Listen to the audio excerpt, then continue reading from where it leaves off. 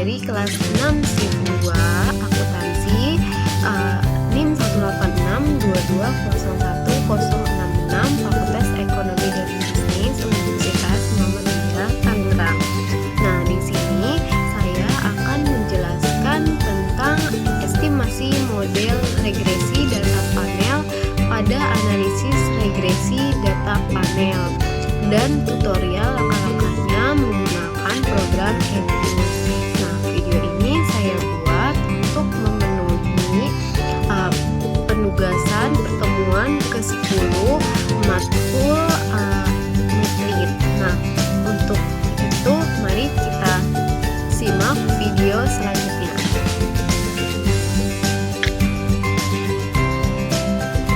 Oke, yang pertama di sini aku bakal ngejelasin dulu tentang EViews. Apa itu program EViews? Nah, program EViews adalah atau bisa juga disebut dengan econometric views, adalah sebuah software pengolahan data yang digunakan untuk berbagai keperluan mulai dari bisnis, riset internal, serta penelitian. Nah, kegunaan EViews antara lain adalah analisis data dan evaluasinya, analisis finansial, peramalan ekonomi makro, simulasi, dan peramalan penjualan, serta analisis biaya. Nah, kemudian apa yang dimaksud dengan estimasi model regresi data panel pada analisis regresi data panel? Nah, analisis regresi data panel adalah gabungan antara data cross-section dan data time series, di mana unit cross-section yang sama diukur pada waktu yang berbeda. Maka dengan kata lain, data panel merupakan data dari beberapa individu atau sampel yang diamati dalam beberapa kurun waktu tertentu.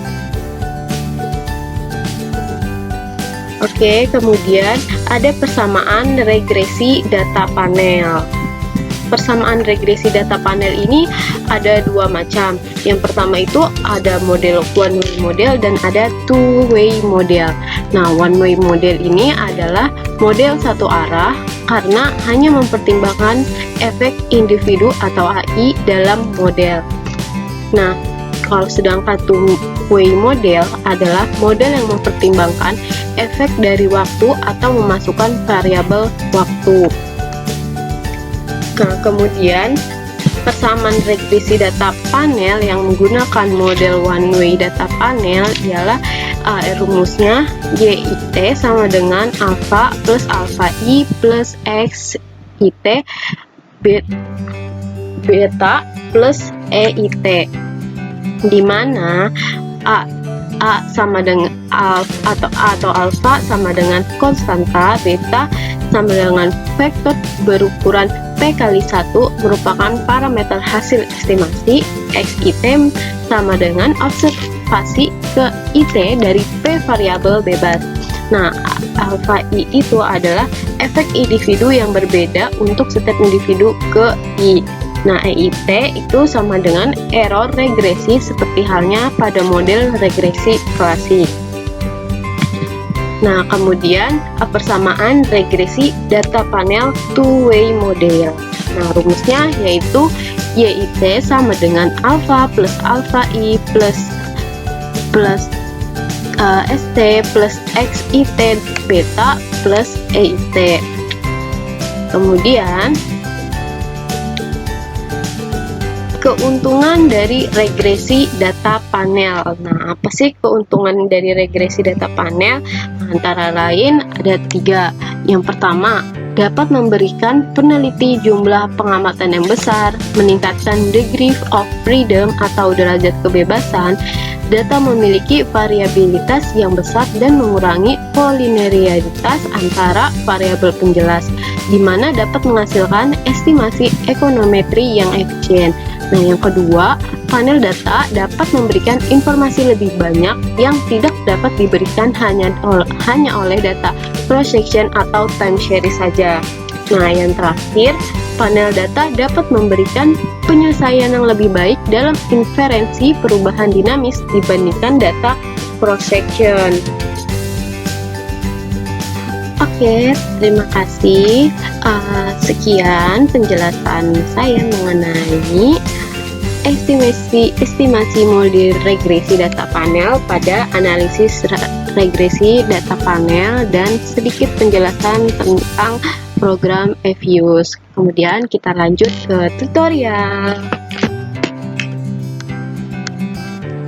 Oke, sebelum kita melakukan estimasi model regresi data panel pada analisis regresi data panel, kita harus menyiapkan data yang ingin kita teliti terlebih dahulu. Nah, di sini saya menggunakan contoh judul penelitian pengaruh size return on asset, debt to asset ratio, non-performing financing, dan penerbitan hukuk terhadap pengungkapan Islamic Social Reporting pada perbankan syariah di Indonesia tahun 2012-2016. Nah, di sini saya sudah menyiapkan data dari 6 variabel yang akan kita teliti. Nah, langkah pertama kita buka dulu program EViews-nya.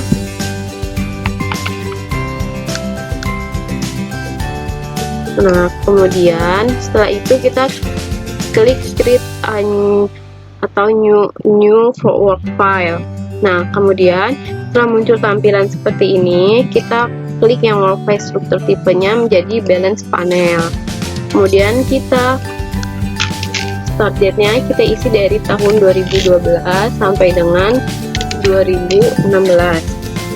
Nah, number of cross section-nya kita isi dengan angka 9 karena ada 9 perusahaan dengan periode 2012 sampai dengan 2016. Kemudian WF-nya kita isi dengan data panel.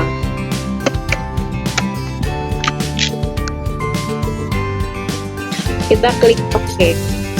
Nah,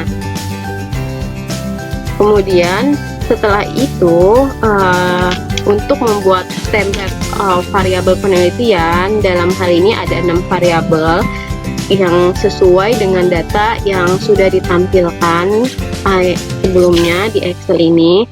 Nah, ada variabel size, ROA, DAR, NPF, sukuk, dan ISR. Nah, pertama kita akan mengklik atau membuat variabel size-nya. Nah, kita klik objek, kemudian new object, kemudian kita ganti menjadi series. Nah, di sini kita klik size, kemudian kita klik OK. Nah, selanjutnya kita copy paste data variable size. Caranya dengan mengklik variable size ini, kita klik. Nah, dalam work file-nya seperti ini, maka akan muncul tampilan seperti ini. Kemudian kita klik kanan dan kita klik edit, atau bisa juga langsung dari atas ini ya, edit plus atau minus. Nah, kemudian kita copy paste data dari yang Excel-nya, size ini ke sini, kita pindahin. Oke, jika sudah, kita lakukan hal yang sama pada variabel-variabel selanjutnya. Kemudian kita tinggal klik aja objek, kemudian new object.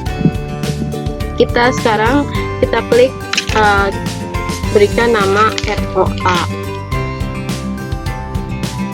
Oke. Kemudian kita klik juga ROA-nya. Kita klik edit. Kita klik edit, kemudian kita copy paste data ROA-nya. Seperti ini. Kita pindahin ke sini. Sudah. Kemudian kita lakukan lagi, kita new object lagi, kita ganti menjadi dar. Oke, setelah itu ini muncul, kita klik, double klik darnya, kemudian kita klik edit lagi dan kita copy paste datanya dari Excel yang sudah kita siapin, kita paste. Nah, kemudian kita klik lagi nih Jack sampai variabel terakhir, kita ganti nama menjadi NPF, kita klik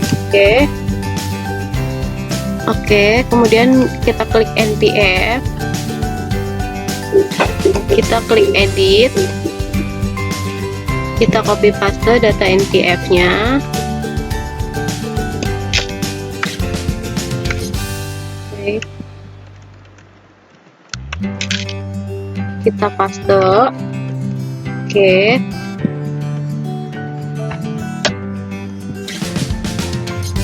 sudah. Habis itu kita klik lagi yang objek, kemudian kita ketik suku, kemudian klik OK. Sudah muncul, kita double klik lagi sukuknya, kemudian kita klik edit, kemudian kita copy paste lagi datanya, kita paste. Nah, sudah, kita klik lagi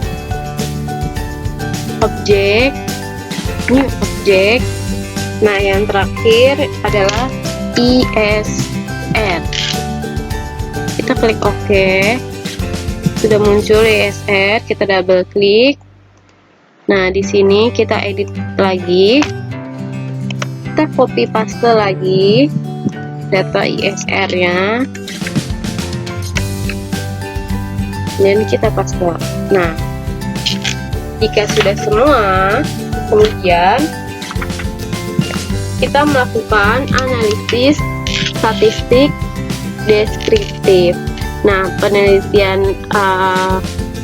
peneliti mendeskripsikan analisis data dalam perhitungan statistik melalui nilai mean, median, maksimum, minimum, standard deviations, skewness, kurtosis, dan Darby-Bera. Nah, untuk melakukan analisis statistik deskriptif, langkah yang harus kita lakukan adalah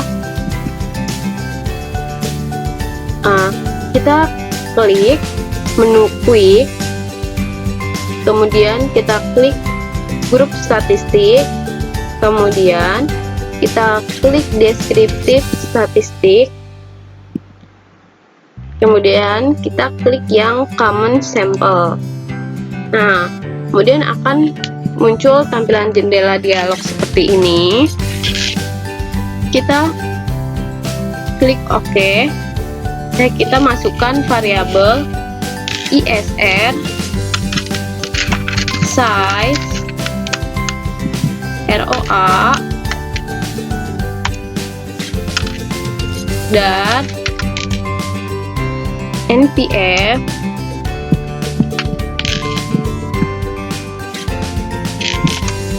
dan suku. Kita klik OK.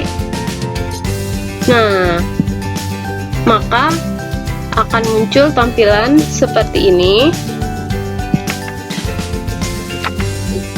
Nah, untuk menyimpan kita klik tab name. Ini kita klik ini. Nah, kemudian kita beri nama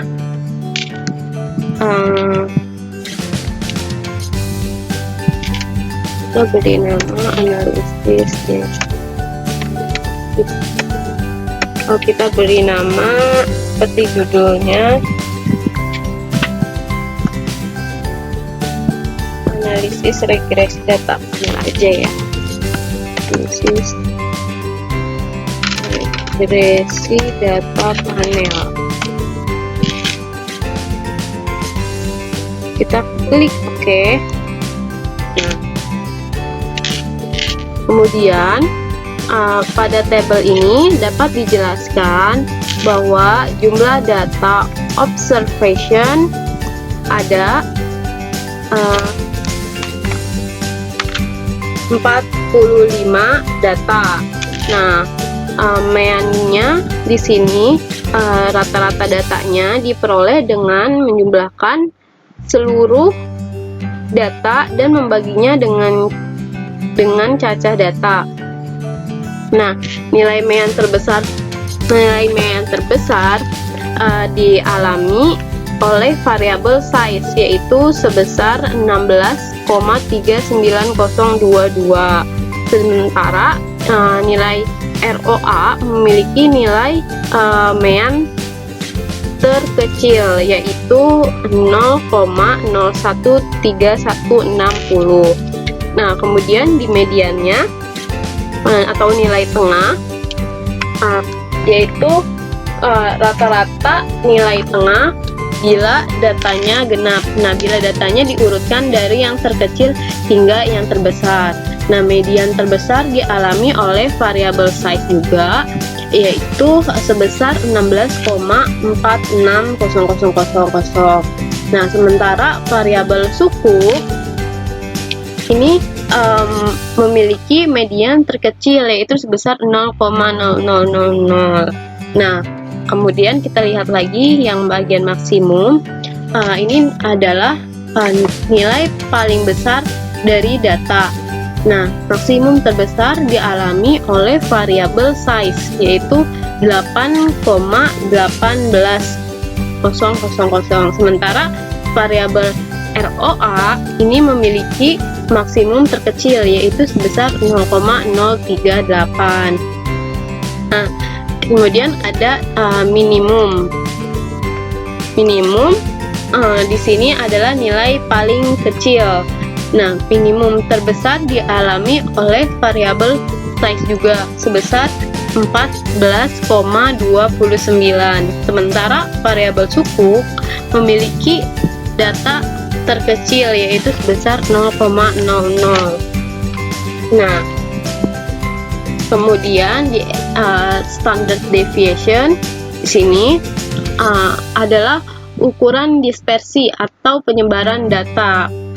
Nilai standar deviasi terbesar dialami oleh variabel size, yaitu sebesar 1,075476. Nah, yang berarti bahwa variabel LDR memiliki tingkat resiko yang lebih tinggi mengalami perubahan dibandingkan dengan variabel-variabel yang lain selama periode penelitian. Sementara variabel ROA mempunyai tingkat resiko yang paling rendah, yaitu sebesar 0,010404. Hal ini menunjukkan bahwa variabel ROA selama periode penelitian ini mengalami perubahan yang tidak terlalu fluktuatif.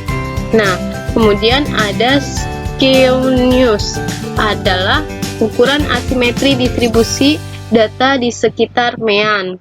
Nah, skewness ini dari suatu distribusi simetris atau distribusi normal adalah 0. Positif skewness menunjukkan bahwa distribusi datanya memiliki ekor panjang di sisi kanan negatif. Di sisi kanan, dan negatif skewness memiliki ekor panjang di sisi kiri. Nah, untuk variabel dar dan sukuk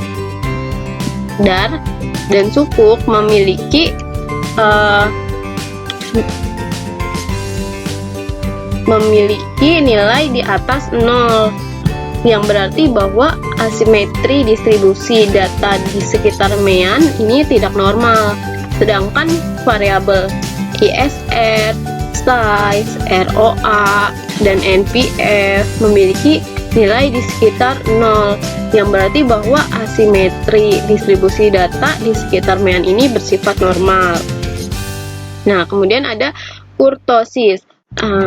Nah, untuk variabel dar dan variabel suku memiliki nilai kurtosis lebih dari 3, yang berarti bahwa ketinggian distribusi data tidak normal. Sementara variabel ISR, size, ROA, dan NPF memiliki nilai kurtosis kurang dari 3, yang berarti bahwa ketinggian distribusi data bersifat normal. Nah, kemudian ada Jarque-Bera. Jarque-Bera adalah uji statistik untuk mengetahui apakah data berdistribusi normal. Nah, uji ini juga mengukur perbedaan skewness dan kurtosis data dan dibandingkan dengan apabila datanya bersifat normal. Dengan HO pada data berdistribusi normal, uji Jarque-Bera berdistribusi dengan X2 dengan derajat bebas degree of freedom sebesar 2. Nah, kemudian ada probability. Nah, di probability menunjukkan kemungkinan nilai Jarque-Bera melebihi nilai terobservasi di bawah hipotesis 0. Nilai probabilitas yang kecil cenderung mengarahkan pada penolakan hipotesis 0 distribusi normal. Nah, kemudian nilai probabilitas variabel ISR di sini sebesar 0,479723 dan size sebesar 0,405041 dan NPF sebesar 0,747517 atau lebih besar dari alfa sama dengan 5%, maka kita tidak dapat menolak HO bahwa data berdistribusi normal. Nah, normal atau tidaknya distribusi data dalam analisis statistik deskriptif tidak membuat suatu penelitian gagal untuk dilakukan. Analisis statistik deskriptif digunakan hanya untuk melihat gambaran distribusi data yang akan diteliti saja. Kemudian kita akan masuk ke estimasi model regresi data panel. Yang pertama, kita klik quick, kemudian kita klik estimasi equation. Nah, kemudian akan muncul seperti ini. Nah, terus kita isi ISR, kemudian size,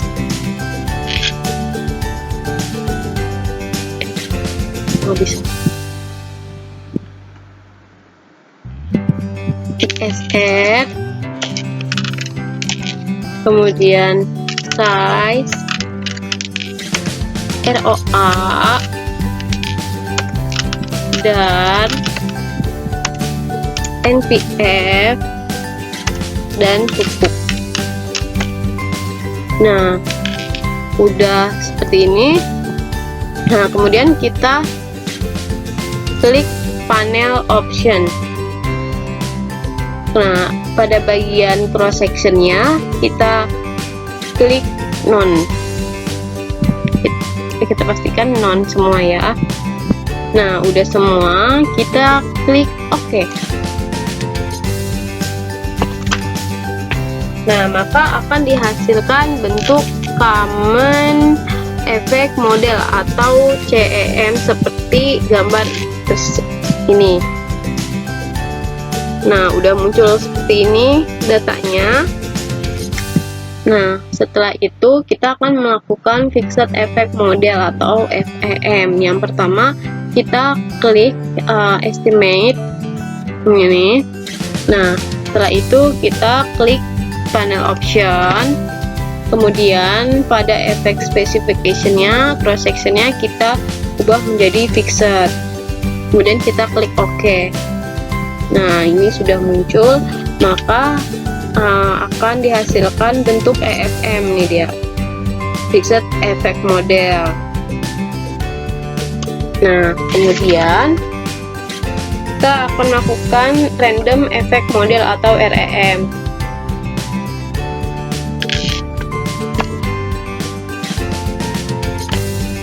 Kita klik estimasi. Nah, pada data panelnya kita klik panel option, kemudian di effect specification cross sectionnya kita pilih yang random, kemudian kita klik OK. Nah, maka akan muncul data seperti ini, unweighted statistic. Nah, sudah seperti itu. Nih, seperti itu langkah-langkah untuk melakukan estimasi model regresi data panel pada analisis regresi data panel.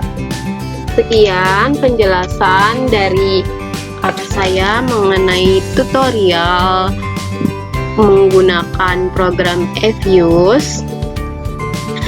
Semoga videonya bermanfaat. Terima kasih. Wassalamualaikum warahmatullahi wabarakatuh.